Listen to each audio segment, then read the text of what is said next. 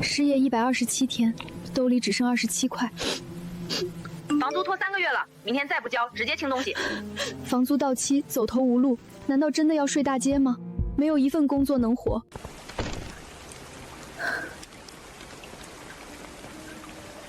春风社区招临时工，工作日包午餐。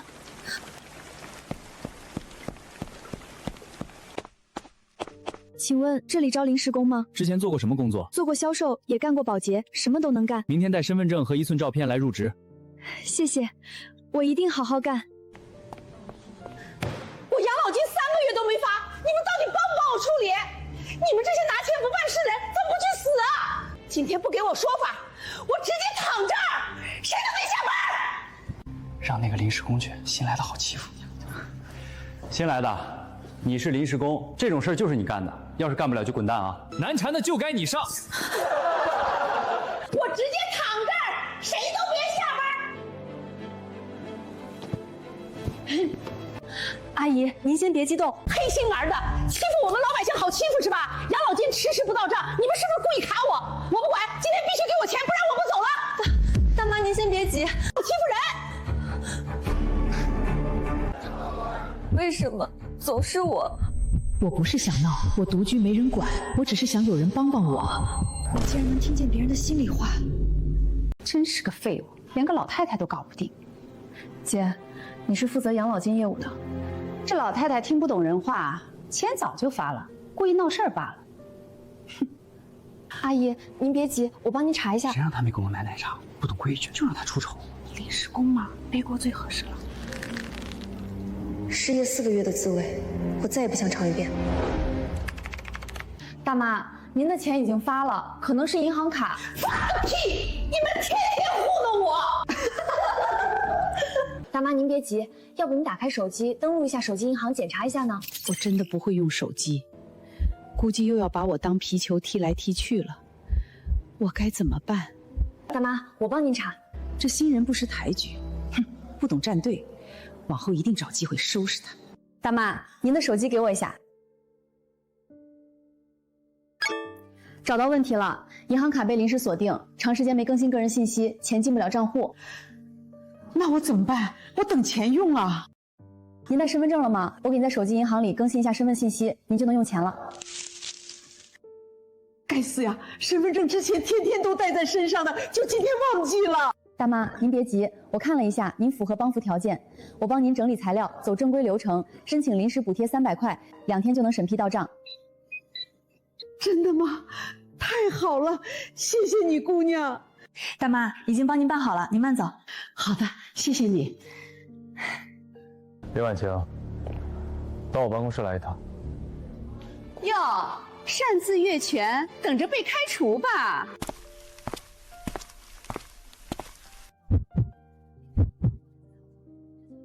临时工擅自申请补贴，这是严重违规。解释一下，为什么给刘大妈申请补贴？刘大妈她不会用手机，银行卡锁定，钱进不来，所以我就帮她申请了临时补贴。我问的不是这个，她什么都没说，你却像能看透她的内心。他怎么看得这么清楚？说真话会被当成疯子吗？不说，我根本无法解释。主任，我能听见别人的心声。我不管是不是玄学，我看你的人品和能力，给你一个机会，办成了，直接转正。那位是周伯，社区重点关爱孤寡老人，平时极少说话，今天却带儿子来取全部养老金，很反常。您好，我是社区工作人员林婉晴，请问需要帮助吗？这老头有存款有房产，养老金正好填我高利贷窟窿。别烦我们，等着叫号。资产一到手，直接把他扔去偏远养老院，家产全归我。他不是儿子，是远房侄子，天天上门骚扰威胁，不配合就大吵大闹。我只想守着老房子终老，不想被送去陌生养老院。可我年纪大了，没人帮我做主。老人明明是被胁迫的，我必须保护他。先生，您先填表，老人的材料还不全，我需要单独核实一下他的意愿。行吧，行吧，快点。周伯，您别怕，跟我说实话，您真的想把所有财产都给他吗？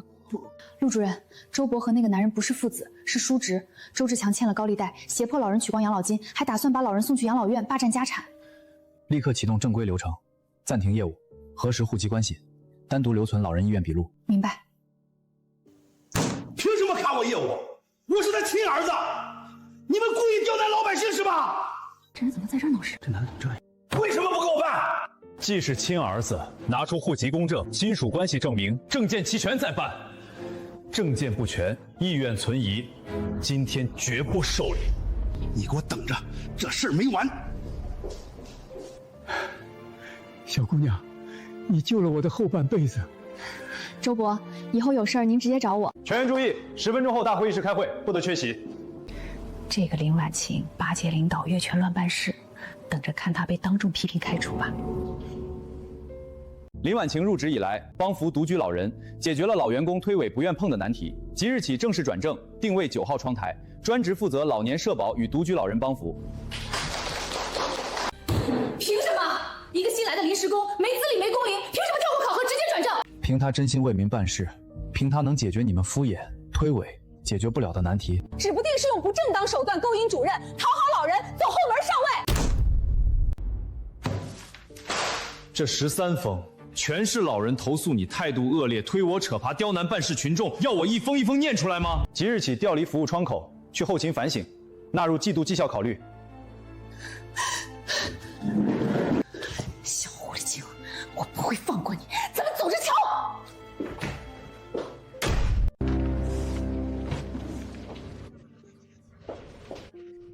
这个林婉晴有点东西，刚来就把赵姐搞走了。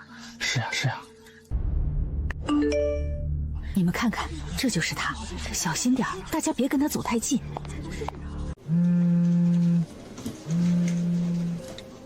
婉晴，快看直播！赵美兰在社区门口开直播闹事，还拉上周志强，点名要搞垮你，让你社会性死亡。就是那个林婉晴，表面装善良帮老人，背地里骗老人信任，图谋家产，还靠不正当关系勾引领导，违规走后门转正。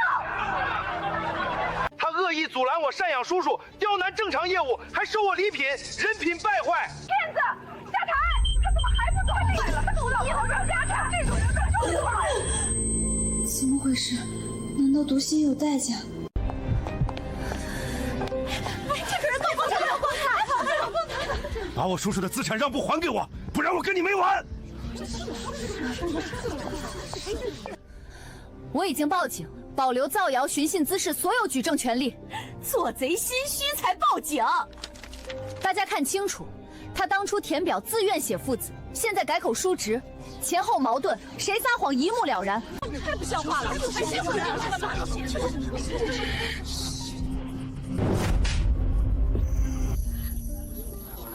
大人了，关你们什么事儿？你给我滚！报警！快报警！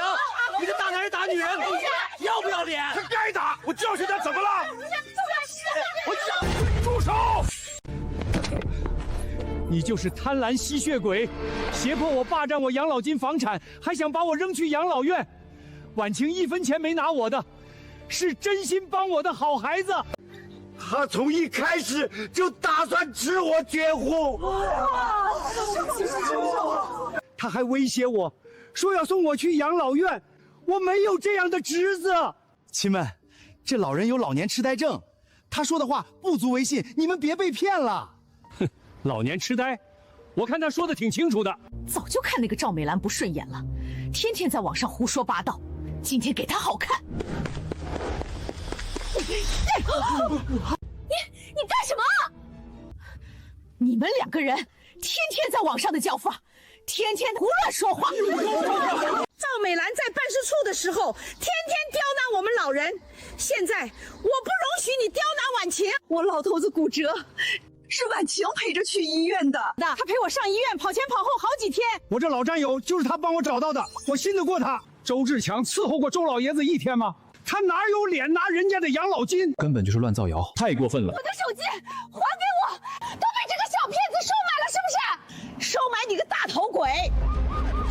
警察来了，来得正好，他算计老人钱财，快把他抓起来！周志强恶意诽谤、网络造谣、寻衅滋事，证据确凿。赵美兰直播内容虚构，已构成违法。你还想跑？你个无赖！不许跑！你涉嫌寻衅滋事，跟我们走一趟。赵美兰，你也和我们走一趟吧。林婉晴，等着我不会放过他的。看他能得意多久。小林，你怎么了？快来人啊！快叫救护车！快！你出现了耳鸣的症状，头部受到了刺激，需要休息几天，不要去人多的地方。婉晴，我有1000多万资产，无儿无女，全部遗产留给你。不行，周伯，我不能要，太贵重了。你别推了，这些东西生不带来，死不带去。你对我好，为人善良，这不是施舍，是给善良人的奖励。周伯，这太重了，我真的不能要，我先回去上班了。我怕惹来无尽是非，匆匆告辞离开了。你脸色很差，出什么事了？他到底受了什么委屈？我好想护着他，又怕太过唐突吓到他。不知不觉，我已经彻底喜欢上这个善良又勇敢的姑娘了。没怎么。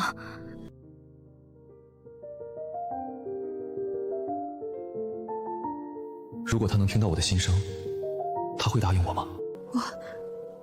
我能听到。我就是婉晴，我可以追你吗？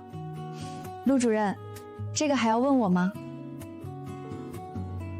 周伯，您找我。婉晴，我不想我的东西落到那些人手里，有你保管和打理，我放心，你就先收下吧。周伯，这实在是太贵重了，这样我先帮您保管，但我不会动用。请问周伯是在这里吗？周伯，我可算找到您了。你是？我是您远房表侄女啊，赵芳。我妈跟您是出了5福的亲戚，小时候走动过的。表侄女？我怎么想不起来了？您忘了正常，都多少年没见了。这位远亲满脑子全是房产估价，这情分来得真巧。听说您最近身体不太好，特意来看看您。您一个人住，有什么需要尽管开口，亲戚嘛，理应照顾您。这人谁呀？没见过。远亲，哼，远亲，远的连周伯都不认识他。120平学区房，这地段，看来已经把户型摸清楚了。来这里不是探病，是踩点儿。这位是？我是社区工作人员，负责周伯这块的日常服务。哦，那真是辛苦你们了。周伯，您这房子住着还习惯吗？我听说这一片要改造安置的事儿，您一个人操心不来的，您信得过？这些事儿交给我来吧。赵女士，周伯的安置事宜，社区全程跟进，有不劳亲戚费心。社区跟亲戚又不冲突吗？当然不冲突，只是周伯的事，我们有责任确保他本人意愿第一。周伯，我有件事儿想当面跟您说清楚。说吧。这是赵芳女士上周在办事处咨询的记录。你哪来的这个？她咨询的内容是如何以监护人名义申请其接管独居老人的财产。周伯，他在污蔑我，我是关心您才来的。你这几年来了几次？周伯，我嘘寒问暖，说要照顾我，原来是打我这点家当的主意。周伯，您别听他的，他一个外人，他算什么？外人？婉晴天天来陪周伯，你算哪门子亲戚？我跟你说清楚，之前我们没有关系，现在没有关系，以后也不会有关系。我们可是亲戚。我相信远亲不如近邻，你走吧。周伯，我可是亲侄子，我总有资格吧？周先生，有什么事吗？哦，这位是我的律师，来跟您聊聊我叔叔的遗嘱。可以。怎么回事？怎么听不到他的心声了？周先生，您有什么诉求，请说清楚。我方认为，周老先生立遗嘱期间受到了外部不当影响。所谓不当影响，你们有何依据？依据多的是。林老师，您跟我叔叔走得那么近，您自己清楚。老人家是孤独，才被人钻了空子。你说什么？干什么？你少说！我叔叔的房子、存款，凭什么给外人？周先生，遗嘱是老人的意愿，怎么可能把钱给外人？要尊重老人自己意愿。哼，要不是被你蛊惑，这钱能给你？我们法庭上见。你怕吗？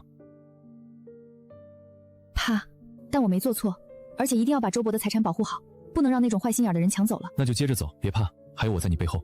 我的读心术失灵了，第一次我什么都听不见了。原告周志强诉被告林婉晴，第三人周维强遗嘱效力确认纠纷一案公开审理。原告方陈述诉讼请求与事实理由。法官合议庭，我方诉求确认周维强2025年5月11日所立公证遗嘱无效，判令遗产按法定继承，由原告周志强继承全部财产。事实，被告林婉晴利用周维强高龄独居、重度孤独、情绪脆弱，存在精神依赖，长期高频接触，实施情感操控、精神控制、不当影响，诱导老人在意思表示不自由、不真实的情况下，将价值千万的房产、存款、理财全部赠与被告，属于恶意侵吞老年人财产，性质恶劣，应予严惩。被告方答辩，遗嘱合法有效，原告主张无事实与法律依据，请求驳回全部诉请。周维强立遗嘱时，精神状态正常，认知清晰，意思表示真实，公证程序合规。被告与周维强系纯粹善意帮扶关系，无任何经济索取，无任何胁迫诱导。原告系恶意诉讼，意图侵占老人财产，应承担全部诉讼费及我方合理维权成本。双方答辩完毕，举证质证，先由原告方举证。证据一：周维强2022至2024年精神科门诊病历、失眠诊断、焦虑量表、抗焦虑药物处方，证明老人长期睡眠障碍、情绪焦虑、社会隔离、心理脆弱，无完全民事行为能力的意志稳定性，极易被他人操控。一个常年失眠、靠药物维持情绪的老人，能独立做出处分千万资产的理性决定吗？显然不能。真实性无异议，关联性、证明目的不认可。第一，失眠、焦虑不等于无民事行为能力，限制民事行为能力，医学上属情绪障碍，非认知障碍，非精神障碍，不影响意思表示能力。第二，遗嘱公证当日，公证处已做精神状态专项评估，结论认知正常，意思表示真实，具备完全民事行为能力。我方提交公证书附件评估报告，足以推翻原告证据的片面解读。原告方继续举证。证据二：社区考勤记录、走访台账监控截图，证明被告每周2到3次，单次1到2小时，连续8个月高频上门，远超普通社区工作范畴，属刻意接近、深度绑定、情感绑架，制造唯一情感依赖对象，为侵占财产铺路。一个年轻女性对独居高龄老人投入远超本职的私人时间，图什么？无非图财。考勤真实，动机恶意揣测，无证据。被告系社区银发关爱窗口专职社工，服务独居老人系法定职责、岗位要求。原告将履职行为恶意歪曲为图财，无任何事实依据，纯属主观臆断，恶意抹黑。证据三：聊天记录、转账流水、日常购物凭证，证明被告长期投喂式关怀、情感投喂、物质小恩小惠，逐步瓦解老人心理防线，建立单向情感依附，形成事实上的精神控制，使老人丧失独立判断能力。这是典型的养老诈骗变种，情感操控式侵财，隐蔽性更强，危害性更大。聊天记录、购物凭证真实性认可，证明目的不成立。被告提供的均为家常食物、日常陪伴、情感慰藉，无任何大额转账，无任何财产索取，无任何利益交换。法律不禁止、不否定善意帮扶、情感陪伴、邻里互助，不能将无私善意等同于恶意操控，否则违背公序良俗，背离社会主义核心价值观。原告举证完毕。暂举证完毕。被告方举证，申请证人出庭。申请证人周维强、刘桂英、李建国。传证人周维强到庭。周维强，你2022年是否因失眠、焦虑就诊？是否长期服用抗焦虑药物？是，失眠睡不着，医生开了点安神药，不影响脑子清醒，不影响说话算数，不影响自己做主。你常年独居，老伴去世，无子女陪伴，是否孤独脆弱，容易被人哄骗？孤独是真，脆弱谈不上。我活了70多年，看人看事比你清楚，谁真心对我好，谁想骗我钱，我心里明镜似的。哼，说的再好听又如何？年纪大了，脑子就不清明。今天这遗产必定是我的。婉晴这孩子心地最纯，从来没贪图我1分钱财，我认定他没错。你为什么把千万遗产全部留给认识不到1年的林婉晴，而不给亲侄子周志强？是不是他逼你、哄你、骗你？我自愿，我愿意，我乐意。周志强是我侄子，从小到大，他没给我端过一杯水，没陪我说过1句话，没管过我死活。我生病，我孤单，我难的时候，他在哪儿？在赌钱，在钱债，在躲债。林婉晴呢？我被周志强逼到绝路的时候，是他救了我，他陪我打官司，给我做饭，把我当亲爷爷疼，1分钱没要。我把钱留给他，是感谢，是报恩，是我自己的意愿。我活了一辈子，最后这点主我自己做。谁也管不着。证人情绪激动，带有偏向性，证言不可采诺。证人情绪激动，恰恰证明其陈述真实，发自内心，无任何虚假。证言合法有效，应予采进。反对有效，继续举证。法官，我方申请传唤社区证人。我跟老周认识5年，跟婉晴认识1年。婉晴这孩子心善、正直本分，帮我们老人从来不要钱、不要东西、不图回报。老周有钱没钱，他一开始根本不知道，他是真心对老周好，从来无私心，比亲孙女还贴心。周志强才是骗子、赌徒、白眼狼，想抢老周的钱，天理难容。提交证据： 1. 遗嘱公证书及精神评估报告； 2. 社区服务台账、老人签字确认记录； 3. 周志强赌博欠债被起诉的司法记录； 4. 刘大妈、李大爷等12位老人联名证言，全部证明遗嘱合法有效，原告恶意诉讼，意图侵占老人财产。双方质证完毕，法庭辩论。法官，高龄独居老人等于天然弱势，高频接触等于必然操控，赠与外人等于必然恶意。林婉晴就是利用老人孤独实施精神控制，侵吞千万遗产，必须认定遗嘱无效。法官合议庭，本案核心不是老人为什么把钱给外人，而是老人有没有权利把钱给想给的人。周维强立遗嘱时精神正常，认知清晰，意思真实，程序合法，遗嘱合法有效。法律要保护的是老人的真实意愿，不是恶意觊觎财产的亲戚。要弘扬的是善意帮扶的精神。请合议庭依法驳回原告诉求，维护公平正义。休庭，择日宣判。你等着，我不会让你拿到1分钱。老东西，遗产不给我，别想安生。敢报警试试，躲得了初一，躲不了15。我要毁你一辈子。够了，我已经报警，你再敢动他一下试试。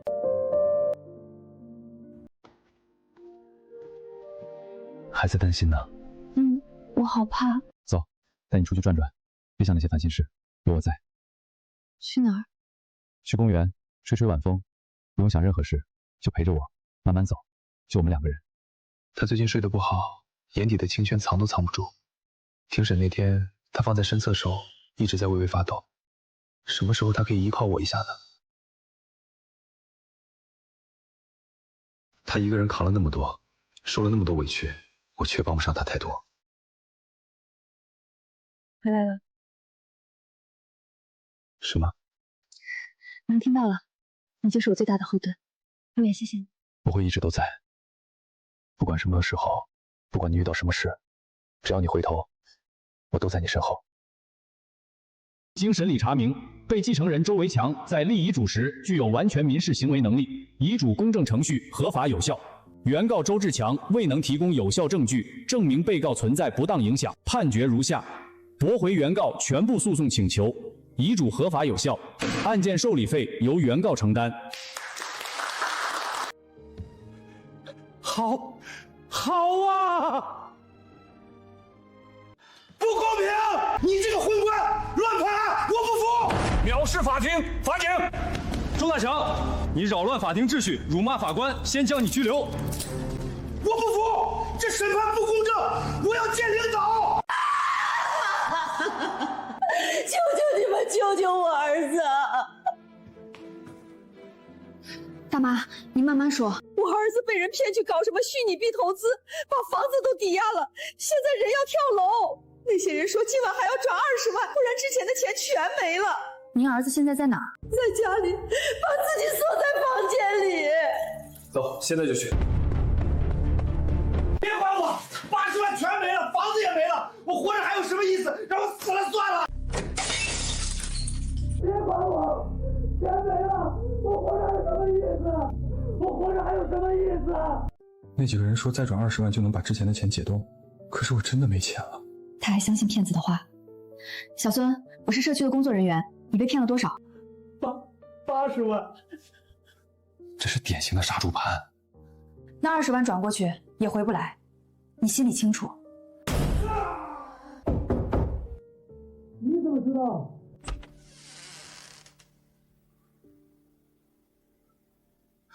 你凭什么说那20万没用？因为骗子不会给你解冻，他们只会要更多。他说的对，可我怎么办？我连房子都没了。你报警了吗？他们说报警钱就永远拿不回来。那是骗子的威胁，我们已经联系了反诈中心，他们能帮你冻结对方的账户。真的？真的，但你要先出来，我们一起去派出所。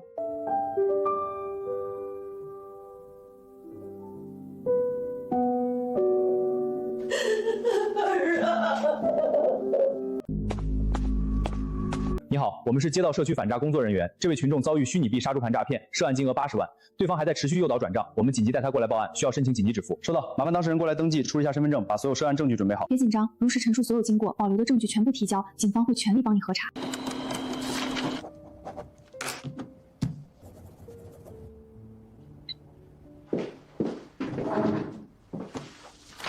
你不用紧张，现在如实告知全程经过。对方的诱导话术、转账时间、金额、对方账号、联系方式，全部详细说明。对方所谓的平台解冻、缴税保证金，都是典型的诈骗套路。正规金融平台绝对不会要求用户私下转账解冻，更不会以封禁账户威胁追加资金。我现在彻底明白了，都是我贪心作祟，被一时的高收益冲昏了头脑，还连累了我妈。我们已经成功对涉案多个银行账户支付账户，启动紧急止放和冻结。目前核查到30万资金尚未被分流转移，已经成功锁定保全。谢谢警官，谢谢你们。要是没有社区2位同志及时劝住我，我今天肯定又转出去20万，后果不堪设想。不用谢我们，最该庆幸的是你及时止损，没有酿成更大悲剧。记住，网络投币刷单、高收益里是承诺，低风险高回报、稳赚不赔的，全是骗局。以后一定要提高警惕，守住自己的钱袋子。谢谢你们，账户被冻结了一部分，追回来大概30万。30万不少了，剩下的慢慢来。以后别信那些一夜暴富的事儿了。不敢了，我连我妈的养老钱都搭进去了。我能去你们社区当志愿者吗？我想做点有用的事。欢迎。那个，点这个图标就是微信。小伙子，我点不动啊，屏幕不亮。大妈，您没按开机键。我们这些老家伙学这个太难了。大爷，不难，您看，我再教你一遍。有时候，一个看似无所事事的颓废青年，只差一个机会。林姐，我教的还行吗？非常好，以后这个任务归你管了。我不是老年人，能来这儿吗？大叔，帮扶不只看年龄，看困难。大叔，您坐，慢慢说。我在工地干了30年，去年腰伤了，干不动了，工地不给赔偿，说我自愿离职，家里还有瘫在床上的老娘，儿子刚考上大学，我要是倒下了，这家就散。大叔，您签过什么协议吗？他们让我签了这个，说不签，连最后1个月工资都不给。这是违法的，工伤后逼迫签放弃赔偿协议，法院不认。真的？真的，但你需要去劳动仲裁，我帮你联系法律援助。我没钱请律师。大叔，我认识一个公益律师，不收钱的，我陪您去。你什么时候认识的律师？上次帮我妈办社保的时候自己查的。大叔，您放心，这件事我们帮到底。他自己签的字儿，白纸黑字儿，有什么好争的？根据劳动合同法，工伤后逼迫劳动者放弃赔偿的协议无效。这是医院的诊断证明，腰椎压缩性骨折属于10级工伤。他干了30年，我们给了遣散费1万块，够意思啊？按照法律规定，10级工伤赔偿标准是7个月工资，加上医疗费、护理费，共计12万8千元。双方是否愿意调解？8万，他们赔了8万，够了，够了，够我老娘看病，够儿子学费。林姐，谢谢你，谢谢你，谢谢你救了我爸。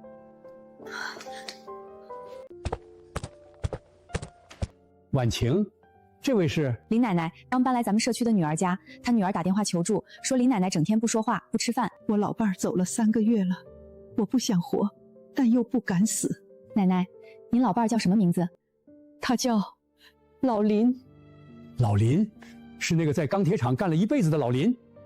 你认识他？我跟老林下过棋，他棋艺不行，但脾气好，输了也不恼。他就是那样的人，一辈子不会跟人红脸。他走之前跟我说过一句话：老周，我最放心不下的就是我家老太婆。他真的说过？说过，他让我帮忙照看你。周伯比我还会读心。老林没说过这话，但林奶奶需要一个活下去的理由。那你会下棋吗？会，明天开始，我教你。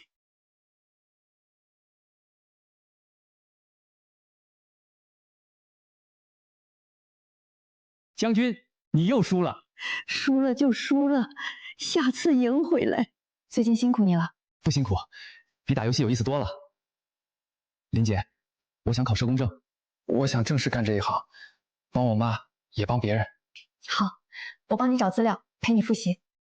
谢谢林姐。每天晚上11点开始，咚咚咚，像是搬家具，我这心脏病都要犯了。又怎么了？我什么都没干。你好，我是社区社工。秦奶奶反映您晚上有噪音，您能配合了解一下吗？管得真宽，我在自己家里走路都不行。怎么办？他根本不配合。别怕，先听他说。您晚上一般做什么？我是游戏主播，晚上直播，但我戴耳机怎么可能吵到他？钱奶奶，您说的是真的吗？就是有声音，咚咚咚的。我直播时激动会跺脚，但我以为楼下听不见。他直播激动时会跺脚。您直播的时候是不是会不自觉的跺脚？有时候激动了会。您能在地板上铺一块厚地毯吗？或者换个椅子，减少震动。地毯挺贵的吧？我家里有一块旧地毯，一直没用，你拿去铺上。奶奶，对不起，我不知道吵到您了。年轻人，我不怪你，但你以后注意点，我心脏不好。我保证。林姐，你怎么知道他跺脚的？猜的。你每次都猜这么准？走，回办公室，我请你喝奶茶。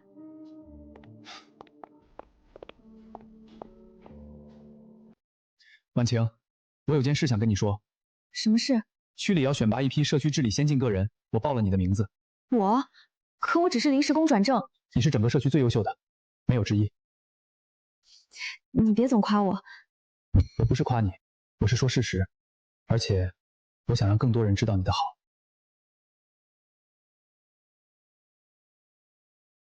周伯，怎么了？今天接到一个电话，说我远房表弟去世了，他比我小10岁，说走就走了。婉晴，我还能活几年？我不是怕死，我是怕死了以后，婉晴一个人在这世上没有亲人了。周伯，您不会那么快走的，您还要看着我结婚呢。结婚？和谁？您猜？是陆远吧？我早就看出来了，那小子不错，你选对人了。区里那是好事，可他为什么这个表情？这是好消息，你应该高兴。我没说不高兴，但你也没高兴起来。区里离这里不近，银发窗口刚开，他一个人扛着，我怎么放心走？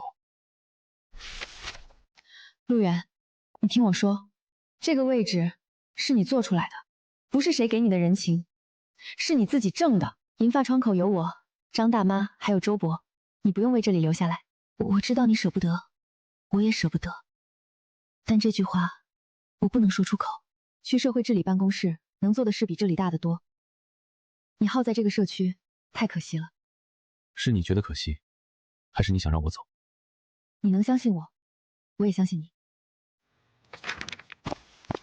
周末我回来，不是上班，是回我们的家。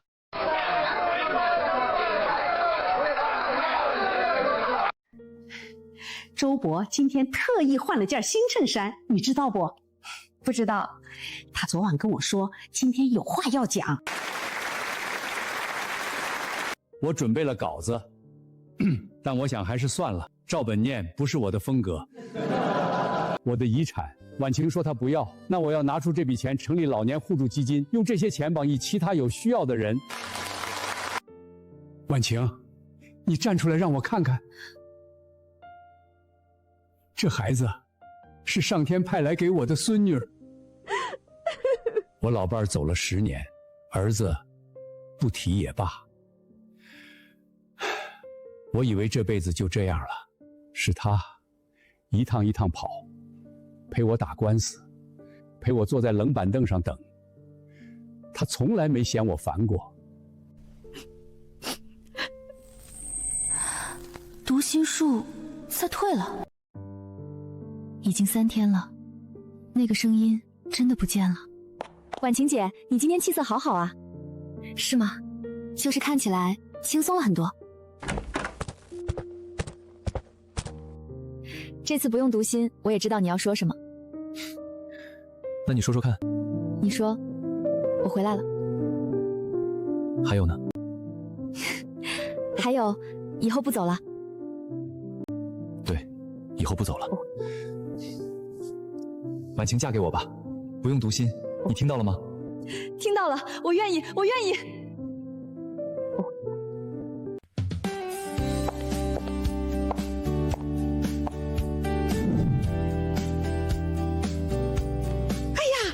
戒指了，要结婚啦！大妈，你小声点。小声什么？这是大喜事儿！我宣布，婚礼我来操办。张大妈，您别太累。不累，我儿子结婚就是我办的，有经验。张大妈，我能当伴郎吗？你行吧，凑个数。这个社区真的成了我的家。婚礼定在下周6，怎么样？听你的。气球挂高点儿，花拱门往左挪，桌子摆整齐。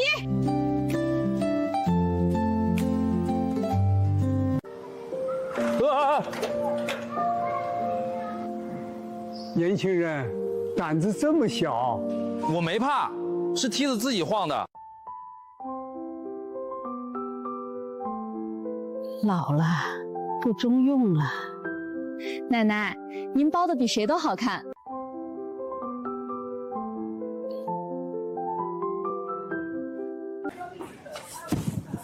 婉晴结婚，我办10项都乐意。刘大叔，您歇会儿。不歇，你帮我的时候也没歇过。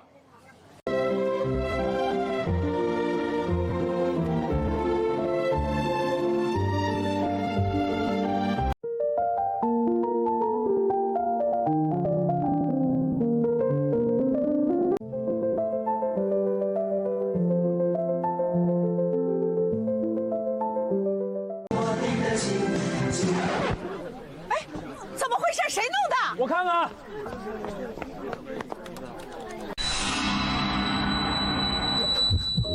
我不是故意的。我能想到最浪漫的事，就是和你一起慢慢变老。又昏倒了，看来读心术还是有副作用。快叫救护车！